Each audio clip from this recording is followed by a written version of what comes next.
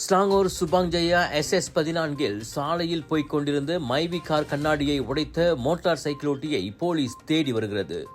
அச்சம்பவம் ஜூலை 14ஆம் தேதி காலை 10:40 மணி அளவில் நிகழ்ந்தது. உள்ளூரைச் சேர்ந்த 42 வயது பெண் ஓட்டிச் சென்ற கார் ஜலன் ஜங்காவில் வலது பக்கமாக வளைந்த போது பின்பகுதியில் ஏதோ வந்து விழுவது போன்ற சத்தம் கேட்டிருக்கின்றது. இதனால் அதிர்ச்சியடைந்த அப்பெண்ணும் உடனிருந்த கணவரும் காரை நிறுத்தி பரிசோதித்த போது பின்பக்க கண்ணாடி உடைந்ததை கண்டனர். இதனால் அவர்களுக்கு 400 ரிங்கிட் நஷ்டம் ஏற்பட்டது.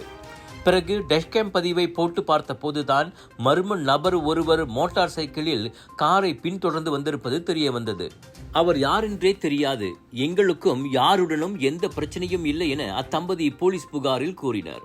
போலீஸ் அந்த மர்ம நபரை அடையாளம் காணும் முயற்சியில் இறங்கியுள்ளது.